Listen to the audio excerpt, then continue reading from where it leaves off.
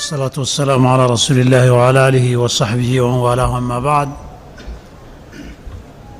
waxaan joognay qaybihii hore ee suuratu naba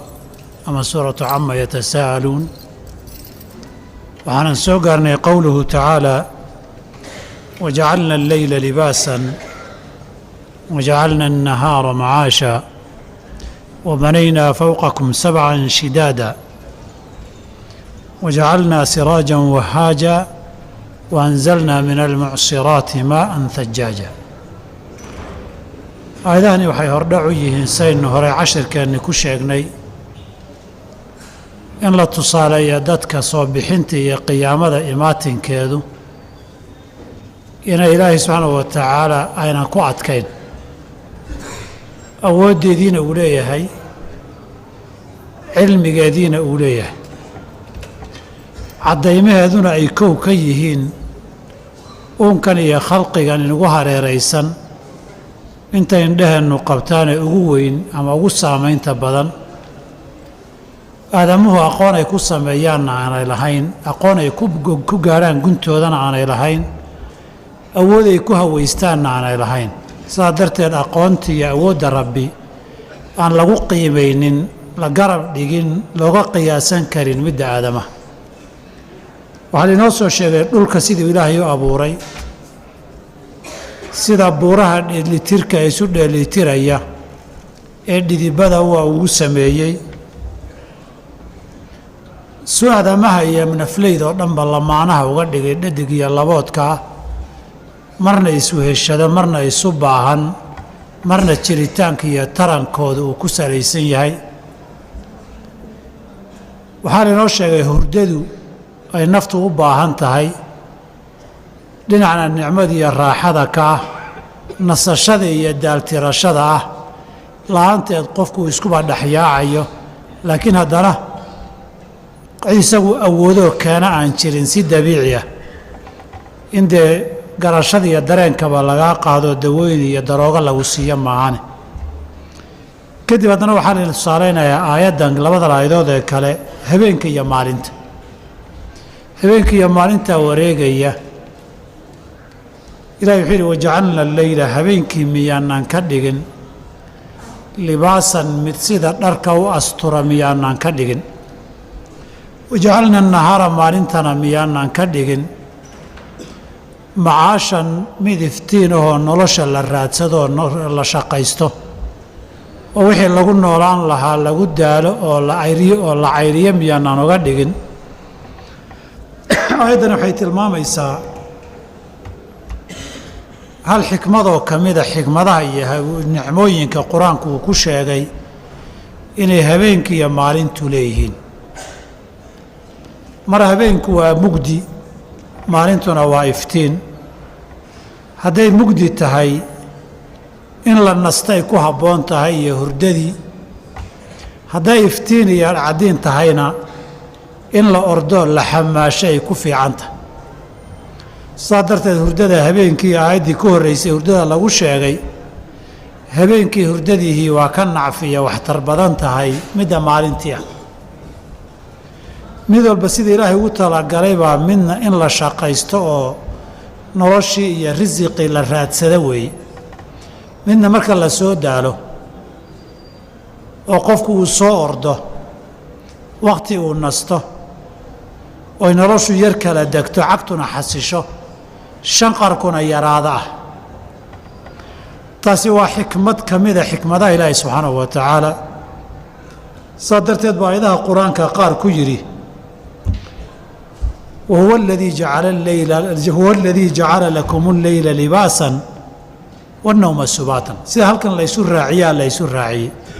habeenkiina dhar asturan oo mugdi iyo madow ah markaad dharka qabtaa iyo cawraadkaagu ma muuqdaan markii habeenku soo galana ishu wax badan ma aragto saa darteed soomaalidii annii hore baadiyaha waxay ku maahmaahi jireen maalintiina inta ishaadu gaadhaan la hadlaa habeenkiina inta gacantaadu gaadhaan la hadlaa wixii gacan ka shisheeya cid joogta war uma haysid cidku maqlaysi iyo cadow ku dhegaysanayaana war uma haysid saa darteed hadalka habeenkii waa la gaabiyaa si cidaadan ugu talagelin oon ishu qabanayni aanay u arag aanay u dhegaysan. maalintiina dee waa iska arki kartaayo inta ishaadu gaartaa hadba hadalkaaga lagu miisaamaa kor iyo hoos waxaad ka leedahay. habeenku dhar oo kaleeta weeye, hurdadu iyo habeenkuna saasay marar badan u xiriiraan. wahuwa aladii jacala lakum alleyla libaasan wannawma hurdadana subaatan nasashiya raaxa idinka dhigay. suuratu lfurqaan bay ahayd. habeenku waa la xasilaa, waa la nastaa, daalkii ku galay baa awooddii dib loo soo ceshadaa. dadkii kala maqnaa ee nolosha adduunyada qaybaheeda kala duwan ku kala yaacay baa dib isu hela, dib baa la isu waraystaa, waa la isu heshadaa. habeenka lagama maarmo. maalintana waa la shaqaystaayo waa la xamaashaayo iftiinkaa laga faa'iidaystaa, iyana lagama maarmo. hadday isku bixis habeen noqon lahaydna dhib iyo rafaad bay noqon lahayd. haddii maalin isku bixisa 24kaba laga dhigi lahaana waa rafaadi lahayd. raxmadda ilaahay bay ka mid tahay in habeen iyo maalin iftiin iyo madow ah laga dhigay. dhinaca kale habeenkii iyo maalintan saa u wareegayaay dhinacyo badan markuu qur-aanku ka tilmaamay, mid walba waxaa la tusaalaynayey wax awood iyo aqoon aadama ka weyn wey, aqoon aadama ka badan, awood aadamana ka weyn. fii suurati alqasas baa nicmada ay tahay in allah keliya awooddiisa ay tahay baa laba aayadood la ysku raaciyey habeenka iyo maalinta. qul ara'aytum in jacala allaahu calaykum alleyla sarmadan ilaa yowmi alqiyaama. hadduu habeen joogto isku bixisa idinka dhiga ilaa qiyaamada laga gaaro oon maalin iyo iftiinba la arag. man ilaahun hayrullaahi ya'tiikum bidiyaa'in, alla ciddaan ahaynee iftiinkii maalin keeni kartaay waayo iftiin maalin yaa keeni kara? haddiiba ilaahay habeen isku bixisa idinka dhigo oo waa inuu beriyo qorraxba la joojiyo, yaa qorrax keeni kara oo iftiin keeni kara? korontadaa marba waayar gubanayo in yaroo hareeraheeduun iftiiminaysa maahane, iftiinkaa qorraxda waa iman doonaayee hal mar dunida dhan iftiiminaysa intay gaarto. oo waddankii dhannaabay iftiin wada yahay, oodan lacag bixinaynin, oon baatrool ka dhammaanaynin, oon boston ka qarxaynin, oo meel bay ku banjartay aan lalahayn. yaa iyadoo kale keeni karoon alla ahayn? aadamuhu ma qorraxday daraaseeyaan iyo iftiinkeeda iyo iftiinka maalinta iyo faa'iidaysa iyo habeenka faa'iidaysa, mise iyagay keenaan? man ilaahun hayru اllah ya'tiikum bidiyaa'in afalaa tasmacuun. dad hadal maqlayoo dhegtooda waxgelaya miyaydaan ahayn? qul ara'aytum aayadda xigta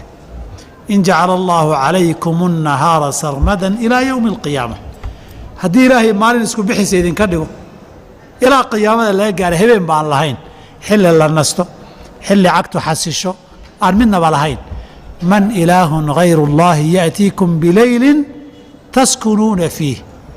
yaan allah inuu idin keeni kara habeen aad xasishaan ood nasataan oo dadaalkiinni iyo xooggiinni iyo kartidiinni iyo firfircooniinni u soo ceshataan. afalaa tubsiruun, miyaydan indhihiinna ku arag isbeddelka iftiinka habeenkii iyo maalintii? aayaddii xigta marka waxaa la yidhi wa min raxmatihi jacala lakum alleyla waannahaara litaskunuu fiihi walitabtaguu min fadlih. maxaa ku xiga? walacallakum tashkuruun. ilaahay naxariistiisa oo idiin naxariistay waxaa ka mid a inuu habeen iyo maalin isbeddelaya idiin sameeyey. mid inaa xasishaan ood nasataan, midna xoogsataan oo xamaalataan. midda xamaalkaana waa maalintii, midda nasashadaana waa habeenkii. waxaa loogu talagalay mid inaad xamaalataan, midna nasataan. intaa kadibna nicmada ilaahay iyo naxariistiisa intaad aqoonsataan aada ugu shukridaan, allana u aqoonsataan, ood awooddiisa iyo naxariistiisa iyo xikmaddiisa garataan, haddana uga shukridaan oo uga mahadnaqdaan. saasaa la idinku talagalay. taasi waa xikmad ku jirta habeenka iyo maalinta iftiinka iyo caddaanka laga dhigay. xikmad kalaa la sheegayoo wax walbood tirsanaysaan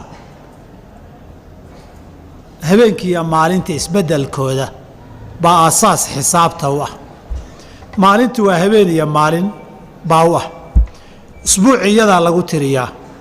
bishiina waa lagu tiriyaa, sanadkana waa lagu tiriyaa.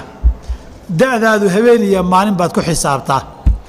dayn iyo xoolo wixii idin dhex maray iyo xuquuq habeen iyo maalin baad ku xisaabtaa. muddadii waxbarashada sannaday ku xisaabantahay. wax walboo noloshan ah oo tirin iyo xisaabin iyo muddo ama cibaado ha noqoto ama mucaamalo adduun ha noqoto ama xog iyo wakhti ogaanshihii ha noqdo ama xuquuq lagu xira ha noqotee habeenkii iyo maalintaas tirintooday tiradu ku timaadaa. suurat alisraa markuu ka soo sheekeeyey wuxuu yidhi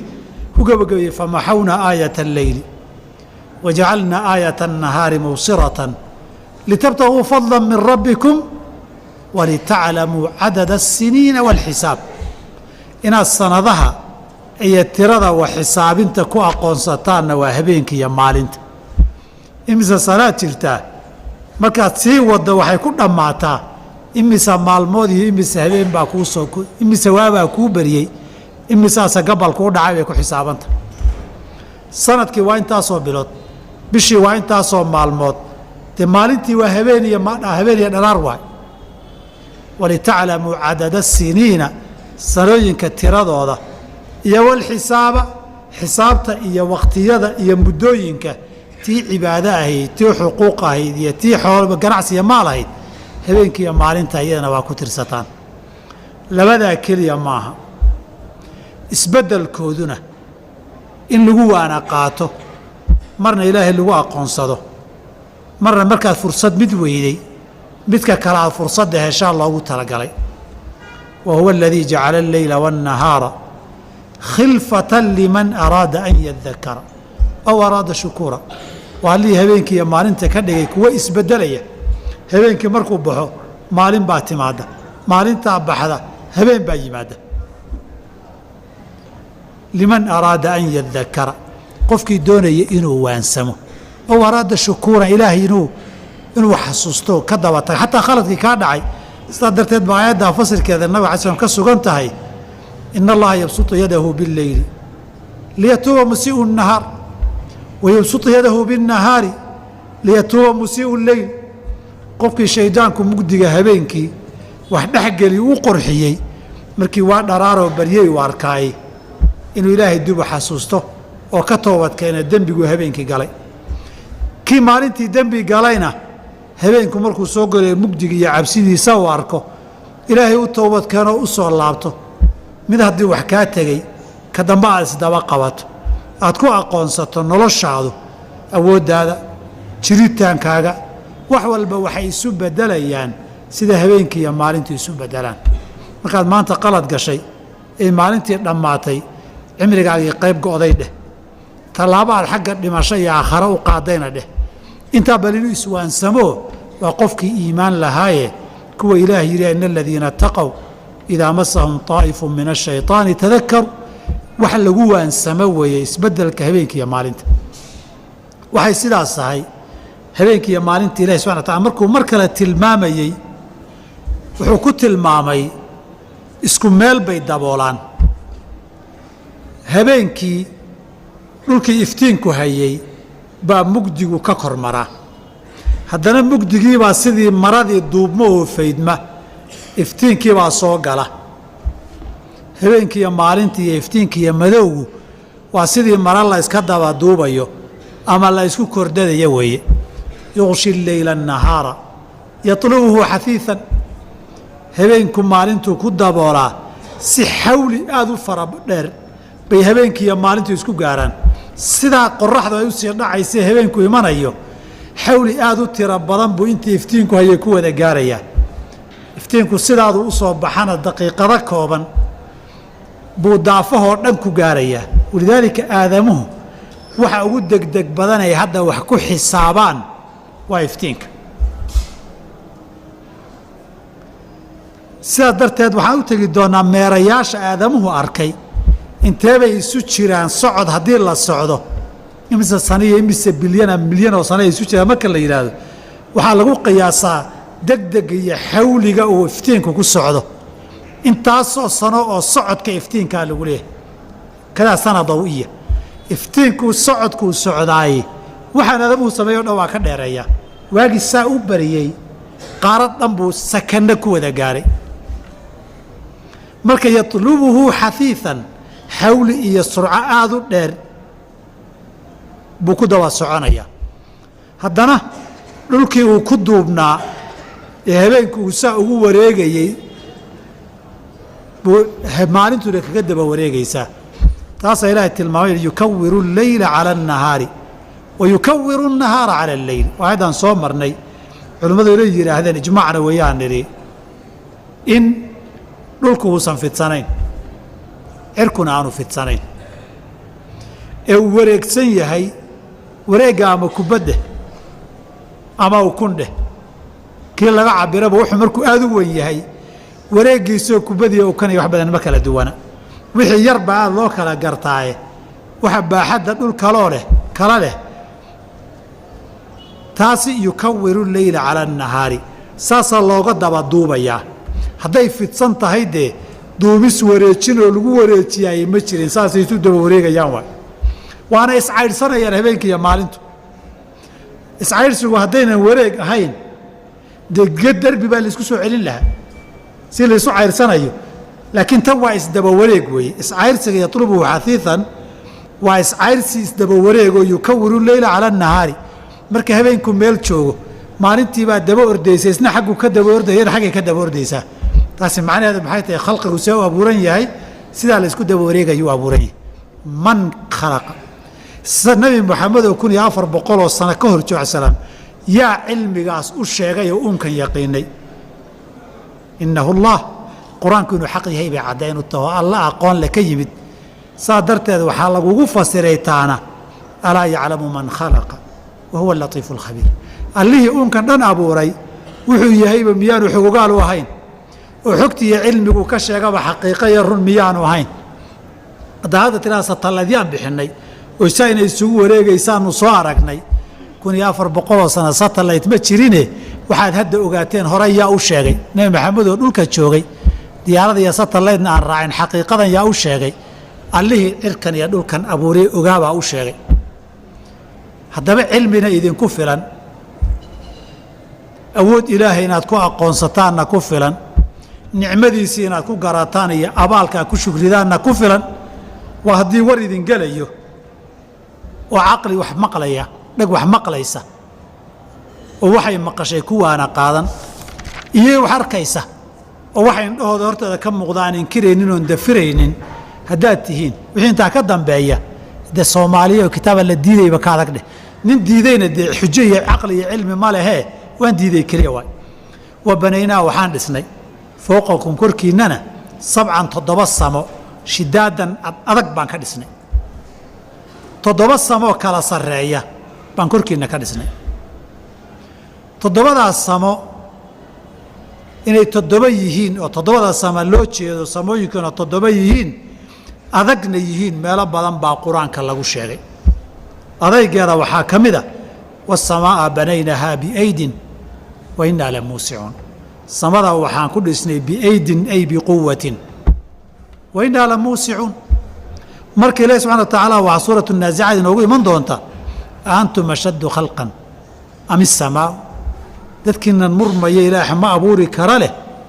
ma idinka abuuritaankiinaa adagoo xeel dheer am isamaau mise cirkaa idinka korreeya banaaha ilaahay waa dhisay rafaca samkaha jurmigeeda kor buu u qaaday fa sawaahaa markaasuu simay meel dilaacsan ma leh meel duleesho ma leh meel kala dheer ma leh quruxdaa sidaa ah wey sidaa darteed baa mar kale layna yidhi allaahu khalaqa 7 samaawaatin wa min alardi milahunna 7 cir buu abuuray dhulkuna 7 waay mar waxaa la yidhi afalaa yanduruuna ila alibili kayfa khuliqat wa ila asamaa'i kayfa ruficat cirkaa ilahay suu kor yeelay cirka aad aragtaan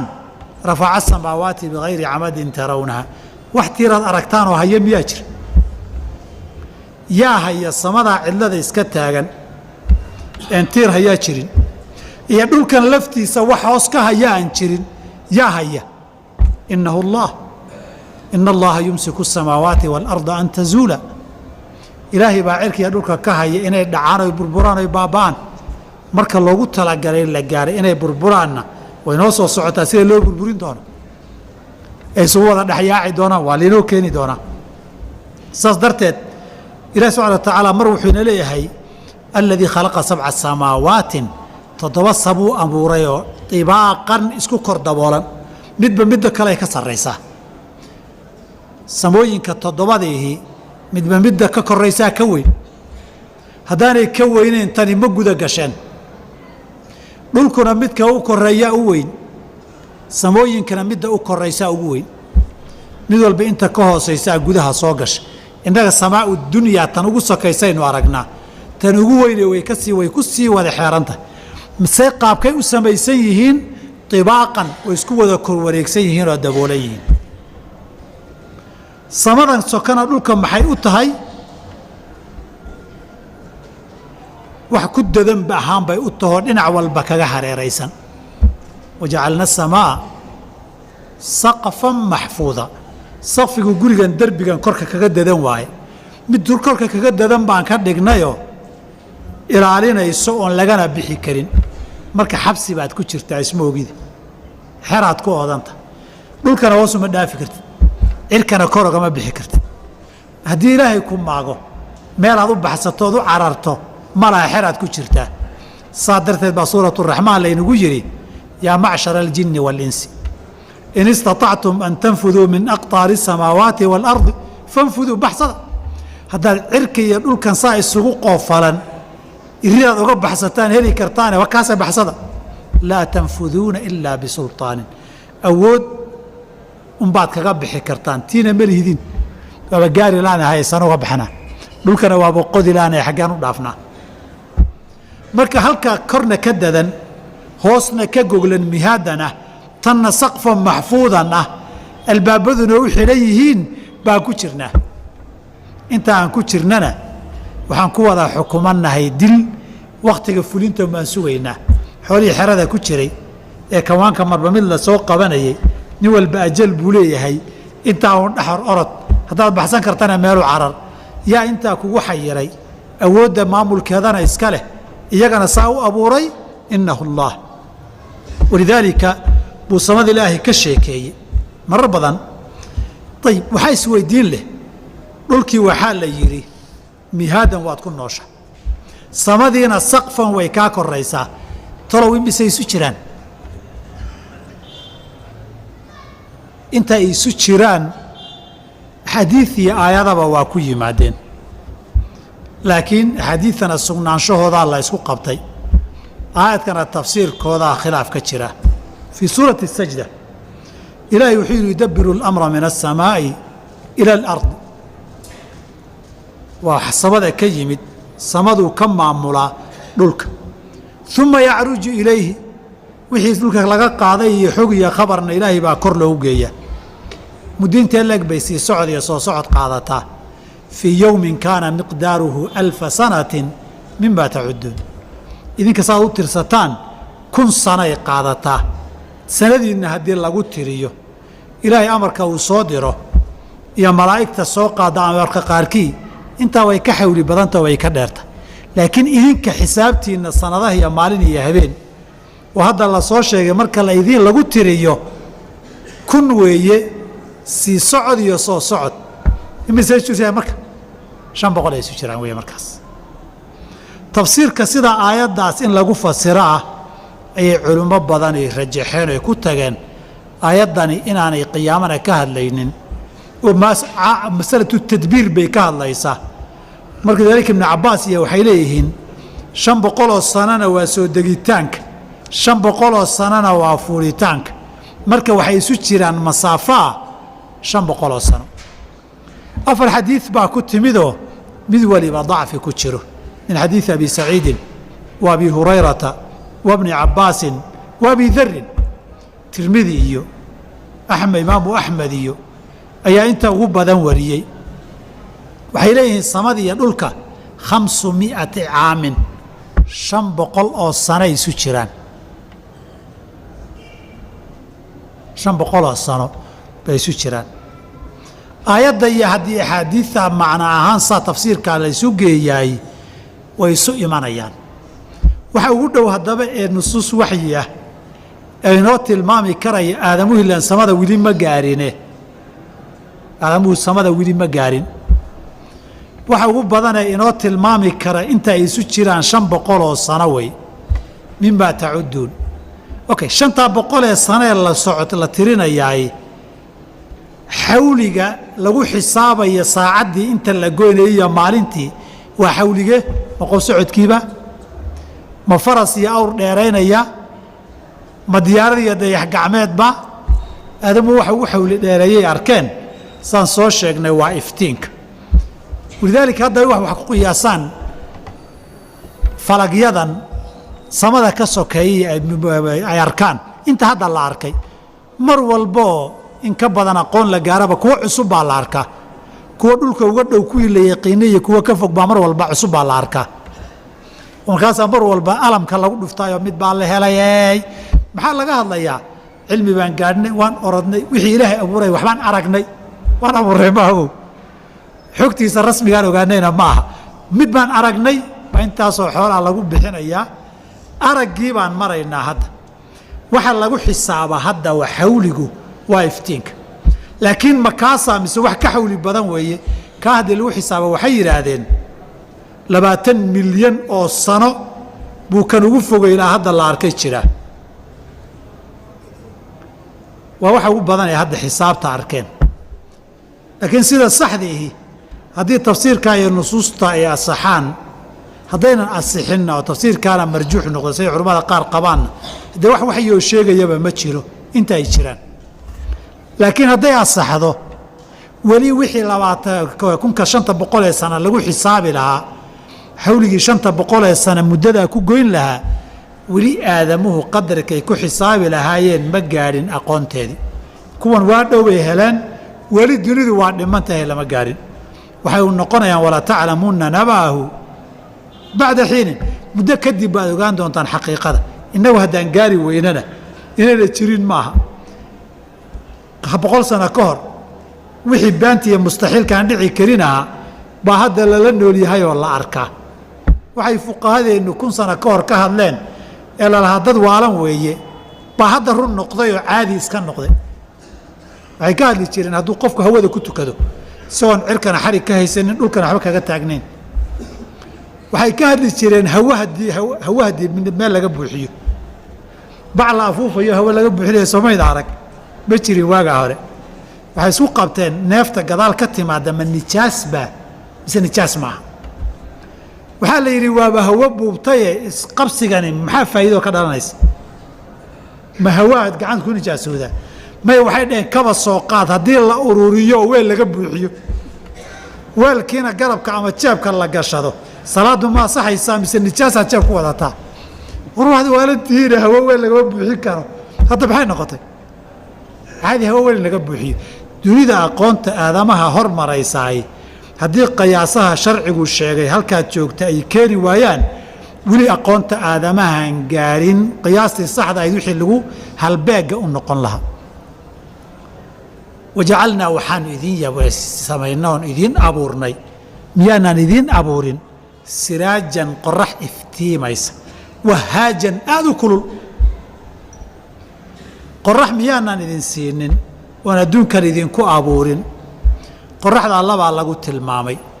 mid iftiinka iyo nuurkan lagu intifaacaya maalinta wey. in badan bay qur-aanka ku timid qoraxda iyo dayaxu iyagoo xiriira, mid walbana iftiinkoodii iyo aayaadka ilaahay inay yihiin laynoo sheegayo. wa min aayaatihi alleylu waannahaaru waashamsu waalqamar laa tasjuduu lishamsi walaa lilqamar wasjuduu lilaahi aladii khalaqahunna in kuntum iyaahu tacbuduun. suuratu fusilat soomahayn. ilaahay aayaadkiisa lagu aqoonsado waxaa ka mid a habeenka iyo maalinta iyo qoraxda iyo dayaxa. mar kale waxaa la yidhi wajacala alqamara fiihinna nuuran wajacala ashamsa siraajan. dayaxana mid nuurayaa laga dhigay, qoraxduna mid ka sii iftiiniyo nuur weyn baa laga dhigay. waa maalintii iftiinkeeda qoraxaad aragteen wa. markana waxaa yidhaha tabaaraka aladii jacala fi الsamaa'i buruujan wajacala fiiha siraajan wa qamaran muniiran. siraajantu waa qoraxdii. qoraxdoo haddaba siraajan lagu tilmaamaayey meelo badan bay qur-aanka ku timid oo iftiinkeeda aad nicmadu u leeyahay. huwa aladii jacala الshamsa diyaa'an wاlqamara nuuran waqadarahu manaazil litaclamuu cadadana الsiniina wاlxisaab. maxaa ku xiga? laba ayadood isshabbaha weeye. tan waatee midda yunis maxay ahayd? litaclamuu cadada الsiniina wاlxisaab maa khalaqa allahu dalika soo ma wakula shayin fasalnaahu tafsiila wa asraa. marka sanadkiina lagu garanayo qoraxdii iyo dayaxoo saa u lamaan oo iftiinkeedu laga sheekeeyo aayaadka ilaahay inay ka mid tahay in badan baa la inoo sheegay. suuratu shamsi baa suurad baa ku magacaabanoo iftiinkeedaa iyo fawaa'iddiisa waxna waan soo marnay waxna halkaasaan ugu tegi doonnaa. halka nugtada ku jirtaay wahaajan kulayl badan. wahajka waxaa la yidhaahdaa kulka xoogga badan. markaasaa erayada carabigae aad wixii u kul badan ee mubaalaqada la yidhaahdo baa la isticmaalo wahaajan aadka u kulayl badan. kulaylka aad u badan munaasabadda halkan loo keenay waa aayadda ka dambaysa. wa anzalnaa miyaanaan soo dejin min almucsiraati daruuraha aadka u culus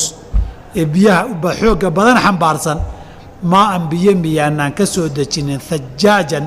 oo aad u xoog badan oo aad u shumaya. biyo xoog badan oo roobaba miyaanaan ka keenin daruuro culusoo aad u dhaansan. oo miyaanan sidii casriga waxaa la yidhaahdaa wixii la miiro marada markay qoyantaheed maroojiseed biyaha ka miirto casri baa la yidhaahdaa. khudaartan biyaha iyo sharaabka laga samaysto markaad si fiican u tuujiso casiir baa la yidhahdaa. sharaabkan soo casiir ma tidhaahdaan waa laga tuujiyey wey. miyaanan daruuro biyo ka buuxa idiin tuujinin oonan biyo badan idinka keenin. saa darteed daruurtii biyaha badneed markii la tuujiye biyuhu yimaadaan way yaraataa kor bayna u laalantaa sidii neef irmaanaayoo candhadu caana buuxeen intee si fiican loo lisay candhadii yaraato kor u laalantay kor u laalmaan. si fiican miyaanaan idinku lisin oo idinku tuujinin waay oonaan idinku miirin biyo badanna idinka miirin. halkaas waxay tilmaamaysaa biyahan badan ee daruuruhu xambaarayaan qaybta koowaad waxaa ka ah kulka badan ee qoraxda. waa kitaabkii cilmiga ee taariikh ahaan ugu horreeyey ee caddeeyey xiriirka ka dhaxeeya sida roobku ku yimaado daruuruhu ku askunmaan halkay ka soo bilaabato. 71% dhulkani waa biyo. biyahaasi kulka qoraxda xoogga badan markuu ku dhaco bukhaar bay kiciyaan. bukhaarkaa dabayl buu ilaahay u soo diraa markaasay kor u dallacdaa. dabayshaasi kor markay u dallacday kulkii hoose dhulku soo celinaya qoraxda ay kor u dhaafisaay dhul qabow buu galaayoo markaasuu dib u ingagaa. kadib dabayshu waa isku ururisaa daruuruhu kuwa fidsan kuwa fog kuwa dhow kuwa sida buuraha isu dul saaran bay noqdaan. aadamahan dhulka joogay hadda aqoon ahaan waxoogay ka mida la gaaray laakiin 1400 sano ka hor cilmiga ayaa ka sheekeeyey. yaa Muxamed u sheegay innahu Allah. yaa abuuray oo sidan ka dhigay innahu Allah. maxaa looga dhigay mataacan lakum waliancaamikum wey. waa nicmo shukri u baahan. waa cilmi iyo qudrada ilaahay wax ku tusaya in asbarbar dhigto ima soo bixin karo waxa anu ma awoodo isna ma awooday ka dhigan tahay. caqlina maaha cilmina maaha. saa darteed ilaahay qur-aanku kaga sheekeynayaa qoraxda kulkeeda badani wahaajan iyo roobka inay xiriir ka dhaxeeyaan la isku lamaaneeyo aadamuhu aqoontoodu waxoogay bay hadda ka gaartay. laakiin qur-aanka 1400 sano ka hor bay xaqiiqadaa cilmigii ku taallay. alaa yaclamu man khalaqa waay. caalamkan kownka allihii abuuray eryan ulya roobna maamulayey baa hore inoogu sharxay. waanzalnaa miyaanaan ka soo dejin min almucsiraati daruuro roob ka culus oo la miiray maaan biyo hajaajan xoog badan ka soo dejin biyaha see looga soo dejiyey daruurahanna ilaahay uga sheekeeyey hadda markaan diyaaradaha raacnay baynu aragnay diyaaradihii qur-aan ka sheekeynayay dhulkaa siman hawada siman oo kale dheh buuraha waaweyn ee ku yaalla iyo kuwa yaryarkaana daruuraha cirka yaalle kuwa yaryar iyo kuwa waaweyn oo isdul saaran isugu jira soo diyaarada kumayda arag haddaa la ogaaday oo la arkoo la daraaseeyey laakiin ilahi subxana wa taala muxuu yidhi qur-aanku kaga sheekeeyey alam tara ana allaha yusjii saxaaban uma yu'allifu baynahu uma yajcaluhu rukaaman fatara alwadqa yakhruju min khilaalih miyaadan arag ilahi subxana wa tacaala inuu daruuro soo kiciyo kadib daruurihii isu geegeeyo isu tagaan kadibna sida buurihii kuwa isdul saaran uu ka dhigo kuwa isdul saaran oo waaweyn uu ka dhigo kadibna aad aragta roobkiiyo biyuhu saa uga soo da'ayo tilmaanta ilaahay bixiyey magac rukaaman ka fiican waa lala'ya ilaa iyo hadda daruuraha lagu tilmaamo markay sida buuraha noqdaan maruu ilahi subxana wa taala daruur yusjii saxaaban daruuruu kiciyaa see loo kiciyaa allahu aladii yursilu الriyaaxa alla baa ka dabaylaha soo dira fatuhiiru saxaaban daruuray kicisaa dabayshi fayabsuطuhu fi الsamaa'i samaduu ku fidiyaa kayfa yashaau suu doono wayajcaluhu kisafan gabalgabal iyo kuwo kala googo-an buu ka dhigaa fatara alwadqa yakhruju min khilaalih roobkii saa uga soo da'aya biyihii baad arkaysaa qoraxdii kulkii waa laguu sheegay bukhaarkii kacay dabayshii qaadaysay waa laguu sheegay isugeygeyntii waa laguu sheegay kuwa fidsan iyo kuwa isdul saaran inay yihiin baa laguu sheegay kuwa ishayi iyo kuwo kala googo-an inay yihiin baa laguu sheegay kuwa biyo badan wadi iyo kuwa aan wadin baa laguu sheegay daruuruhu biyaha badan markay wadaan ay biyaha badan sii daynayaan inay culays xambaarsan yihiin baa qur-aanka lagugu sheegay wahuwa aladii yursilu الriyaaxa bushan bayna yaday raxmati xataa idaa aqalat saxaaban hiqaalan suqnaahu libaladin mayitin faaxyaynaa bihi baladin mayitin faanzalnaa bihi اlmaa faakhrajnaa bihi min kuli الhamaraat ilaahi subxana wa tacaala dabayluu soo diraa oo naxariistii ilaahay bishaaraynaya oo ka horeeya hawaday nadiifisaa dabayshaasi roobka ka horeysa saxansaxada waa markaasay soo xambaartaa daruur culus oo dhaansan maxay ka culus tahay roob iyo biyo xoog badan bay wadaa dhul dhintay oo abaarah oo ingegay oo baaba'ay baanu ku waraabinnaa miro nooc kasta aan kaga soo saarnaa marka dhulkii dhintay durba waa kaa noolaaday geedkii qallalay ee baaba'ay waa kaa soo fufay mirihii dhulka ku jiray ee ciidda kala raacaya waa kaa soo baxay kadaalika nukhriju lmowta kuwa dhintee dhulka galayna saan baanu u soo noolayna saaraynaa lacallakum tadakaruun inaad waansantaan bay mudanta mar kale subxana wa taala wuxuuna yidhi huwa aladii yuriikum اlbarqa khawfa wa طamacan wayunshiu الsaxaaba aلhiqaal daruuraha culculus ayaddana wax kale inooga tilmaantay dabaylaha iyo roobka albarqu waa hilaaca hilaacu sida intaan aragnay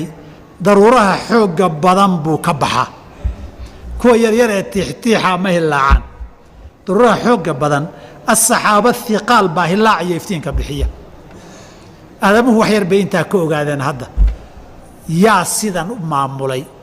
yaase cilmigan sheegay qur-aanku inuu xaq yahay bay caddayn u tahay in rabbigii dunida maamulee ogaa uu soo dejiyey bay daliil u tahay risaaladu hadday xaq noqotayna wuxuu sheegoo dhan run inuu yahay bay caddaynaya daliil u tahay alla awooddiisay caddaynaya daliil u tahay naxariistiisa iyo raxmaddiisa iyo nicmadiisana caddayn bay u tahay intaasoo dhani daruurihii in yaroo roobkii laga tilmaamay weeye aan intaa kaa gudubno maxaa roobkaa loo soo dejiyey iftiinkii qoraxda waad ku intifaacday kulkeediina roob buu sabab kuugu noqdo oo gogordhac u noqday walidaalika innaga soomaalida baadiyaha waxaan dhihi jiray cirkaa la qaniinsan yahay sooma markii aad u kulushahay hareeraha la fiiriyaayoo cirku waa warma roob baada ayaa la dhihi jiray tajribaan ku aragnaye cilmi aqoonsay bukhaar baa kacay iyo maynaan aqoon laakiin waxaanu la qabsannay kulku saa markuu u bataay inay daruuri iyo roob iyo ka dhashaan waa intaan ka aragnay roobkaasoo dhan baa yimid ku intifaacday haddana wixii dhulka ka soo baxay dad iyo dunyaba waa lagu raysto waa lagu noolaaday mid la harsado mid la cuno mid la kaydsado mid qoyaanka lagu cuno mid dadku cunaa mid dunyadu cunto mid la wada cuno la wada daaqo mid wax laga dhisto linukhrija bihi inaan ku soo saara roobkaas xabban mira la cuno lana kaydsadoo kayd gala iyo wa nabaatan dhir soo baxdo qoyaanka lagu cuno iyo wa jannaatin geeda beeri iyo midho ahoo alfaafan isku wada dhex jira kalena duwan isku meel bay ka baxeen isku ciid bay ku yaallaan isku roob iyo biyaa waraabiyey isku midab maaha isku magac maaha isku manfac maaha isku dhadhanna maaha isku awood iyo dhumucna maaha yaa sidaa u maamulay innahu allah yaa xaqiiqadan wax walba la taabtay sheegay innahu allah awoodda ayaa iska leh innahu allah haddaad diiddo caqlina ma diidi karo oo aadamaha caqligiisuba intaa ma inkiri karo indhahaagii baa wax arka dhagahaagiina way maqlaan maxaad ku beenisay iska diidaya hadday tahay muranaan meel la haysanin dheh waxa ka dambeeya adaa yaqaana way soo socotaaye mar dhowaa waxaad mudan tahay abaalkaaga la sheegi doonaa midhaha iyo waxaa soo baxay faahfaahintiisa badan suuratu cabas baan u dib dhigan doonaa marka ilaahay subxana wa tacaala ina yidhaahdo faambatnaaha fiiha xabban wa cinaban wa qadban wa zaytuunan wa nakhlan wa xadaa'iqa gulban wa faakihatan wa abban mataacan lakum waliancaamikum halkaasaan qayb faahfaahinta ugu tegi doonaa laakiin wa jannaatin alfaafan waxaa looga jeedaa jannaadku waa geedaha waaweyn ee midhaha dhaliya intaasoo geed alfaafan laba macnoay xambaarsan tahay hal meel bay ku wada taallaa wayna kala duwanta bay xambaarsan tahay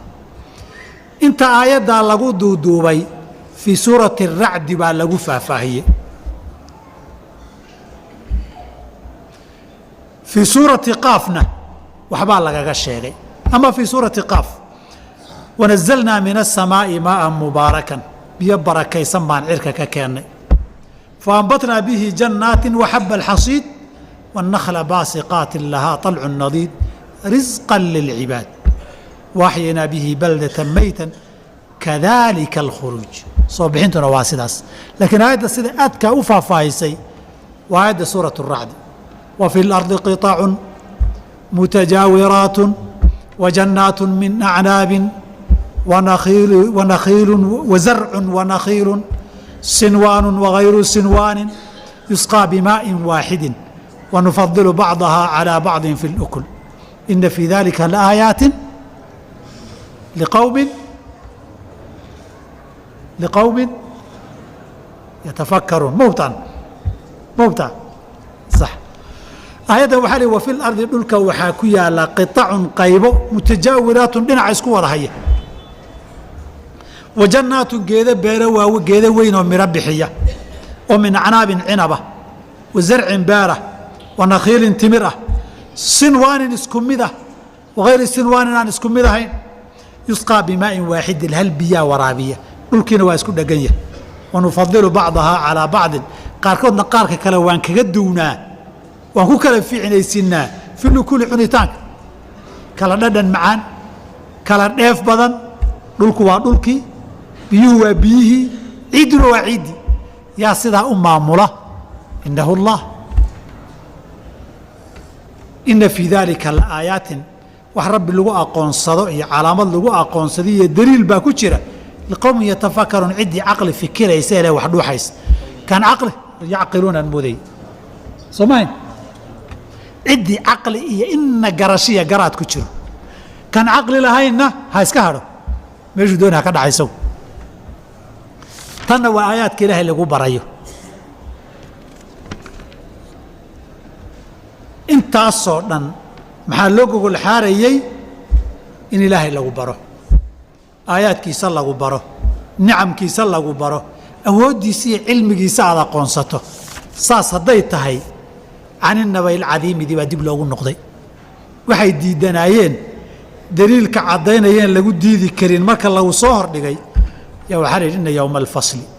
maalinta aadamaha kala saarkoodu kaana wuxuu ahaaday miiqaatan mid muddaysan waaye wakhti go-an leh dunidan dhammaadkeeda iyo uunkan soo afjarkiisa iyo waxaa la isku haystay dadka xisaabinta iyo kala saarkoodu kaana miiqaatan yowmu lfasli maalinta kala saarka waa magacyada qiyaamada ka mida qiyaamadu magacyo badan bay leedahay magac walbana macno gudaha qiyaamada dhacayuu tilmaamayaa magacani wuxuu tilmaamayaa dadkii sayste isweydiinayey oo la kala xukumayo intii aayaadkaa rumaysay iyo intii beenisay oo la kala saarayo qof walba maxkamadiiyo xisaab la geynayo inna yowma alfasli maalinta dadka la kala saarayo xaq iyo baatilka la kala saarayo garta iyo gardarrada la kala saarayo xuquuqda dadku isku leeyahay la kala saarayo dadka iyo xoolaha loo kala xaqaadayo tii gees lahaydee taan geeska lahayn gardarraysatay garteeda looga goynayo waxay aadame isku sameeyeen la kala saarayeen nin walba warqadiisii iyo xiraaqihiisa la siinaya saan gadaal uga tegi doonaaye kaana wuxuu ahaaday miiqaatan mid muddaysan waaye waa wakhtiyaysan yahay wax dib laga soo qoondayn doona maaha waa maalin go-an maalinkaasaa la isla sugayaa inay maalin go-antoo la isla sugayana aayad kale fii suurati huud ilaahay waa ku yidhi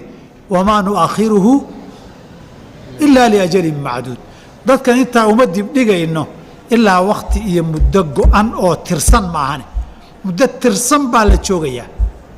intee weeye alla agtiisa waa laga yaqaan innaga laakiin ma naqaan mar kale maalintan inay muddo go-an leedahay fii suurati dukhaan bay ahayd inna yowma alfasli miiqaatuhum ajmaciin maalinta kala saarka muddadooda wakhtigooda go-an weeye dhammaantood in xun iyo in fiicanba suuratu lmursalaatna maxaa ku soo hormaray waxaa ku yilay waida rusulu uqitat liyowmin ujilat liayi yowmin ujilat liyowmi اlfasl wamaa adraaka maa yowmu اlfasl rususha waxaa loo mudeeyey waa muddaa loo qabtay maalinka loo dibdhigay oo ah maalinta kala saarka maxaad ka taqaan baa lagu yihi maalinkaas maxaad ka og tahay warka yaalla iyo xogta taalla iyo cadaabka jooga iyo ceebta bannaanka lasoo dhigayo yowma tubla saraa'ir waay wixii qarsoonaa dhan bannaanku yaal maalinkaasaa waxaa la yidhi qul ina alawaliina waalaakhiriina lamajmuucuuna ilaa miiqaati yowmin macluum kuwii hore innaga inaga bilow iyo inaga horreeyey iyo kuwa dambe ee gadaal ka iman doona wakhti kastaba intii ka horreysay inta ka dambay doontaba lamajmuucuuna waa la isu geyn ilaa miiqaati yowmin macluum maalin la yaqaano oo wakhtiyaysanoo allahun yaqaan maalintaa waa goorma nabigaa la weydiiyey sal l slam jibriil baana weydiiyey dadka mu'miniinta ee joogay hortoodu ku weydiiyey wuxuu yidhi akhbirnii can isaaca goormo weeye qiyaamadu nabi maxamed oo qiyaamadu waa goorma wuxuu ihi mal mas-uulu canha biaclama min asaa'il anigaad i weydiinayso adiga i weydiinaya kaama ogi waa tusaalaha koowaad laakiin xadiidka macnihiisu qof kasta oo la weydiiyaay ka weydiinaya kama oga ashii mawsuulada ahayd ee cumuumka waay allah subxana wa tacaala wuxuu yidhi cid walba inuu ka qariyo wakhtigay noqon baa laynoo sheegay laa ta'tiikum ilaa bakti kadiisun bay ku iman akaadu ukhfiiha litujzaa kullu nafsin bimaa kasabat ama bimaa tasca waan qarinaya ilaahay baa qariyey laa jibriil baan ogeyn walaa nebi maxamed baan loo sheegay khadiga noqon doonta sala allahu calayhi wasalam maalinkaasaa dadkao dhan la isu keeni maalinkaas see ku bilaaban doonaa see ku dhammaan doonaa in wakhti leeyahay wakhtigaa uu iman doono wakhtigaa aan la ogeyn alla keliya og yahay muddadaa go-aan la kala bixi doono intaasaa la inoo sheegay maalinkaa bilow buu leeyahay dhammaadna waa leeyahay astaamuu ku bilowdaa heerar buu maraa meel buuna ku hoorsadaa iyo ku gabagaboobaa muddana wuu socdaa intaas hawshaa iyo camalkaana mudday socotaa qur-aankuna aad baa looga sheekeeyey waa halka cashirkeenna dambe habeenama ka bilaabi doono yowma yunfakhu fi suuri adduunka see noqon doonaa astaamaha maxay ku bilaaban doontaa maxaa la mudan doonaa imise marxalaa la mari doonaa muddo intee leeg baa la joogi doonaa maxay ku gebagaboobi doontaa yowma yunfakhu fi suuri bay ka bilaabanaysaa habeen dambe cashirkeenna weeye wajazaakum allah subxaanaka allah bixamdik ashhadu an laa ilaaha illaa anta astaqfiruka waatuubu ilayk